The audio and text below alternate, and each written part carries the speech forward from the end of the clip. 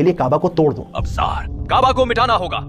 जब तक वो काबा रहेगा हमारा कलीसा कभी मशहूर नहीं होगा। लेकिन एक वजह चाहिए। धर्म के नाम पे लोगों को बेवकूफ बनाना आसान होता है, जनरली सदियों से चला आ रहा है, तो उसने भी यही रास्ता अपनाया। ये खुफिया चाल थी उसकी, तो अलम यजअल कैदहुम फी तज़लील, यानी कि गुमराह कर दिया, बर्बाद कर दिया, खत्म कर दिया।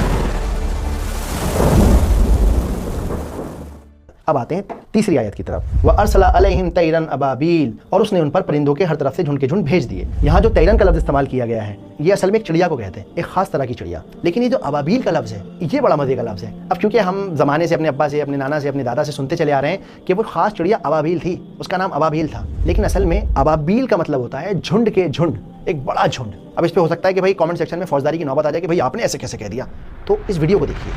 अबाबील, अगरचे हमारे यहाँ एक खास परिंदे को भी अबाबील कह देते हैं, लेकिन हकीकत में अबाबील अरबी ज़बान में किसी परिंदे का नाम नहीं है, बल्कि झुंड के झुंड। तो यहाँ समझने की बात यह है कि अबाबील चिड़िया का नाम नहीं है, अबाबील असल में झुंड को कहते हैं। वो झुंड इंसानों का हो सकता है, जानवरों का हो सकता है, चिड़ियों का हो सकता है, ऐसा झुंड जो हर तरफ से उन पर आ रहा था। पर क्योंकि हम लोगों की अक्सर आदत होती है कि जो कह दिया वो मान लिया, अब्बा ने कहा है तो सही होगा, अम्मी बता रही हैं तो ठीक ही होगा, क्योंकि उनको उनकी नानी अम्मी ने बताया था, तो पढ़ने में ज़रा मेहनत लगती है। लेकिन खैर, कभी भी कोई बात कोई इंसान समझाए तो उसे वेरीफाई ज़रूर कीजिए, ताकि हमें कोई बेवकूफ़ न बना सके। बेटा, तुम्हारे पास तो इंटरनेट है, वेरीफाई करने में कितना वक्त लगता है? तो तीसरी आयत में क्या बात हो रही है? अल्लाह ने उन पर झुंड के झुंड भेज दिए चिड़ियों के।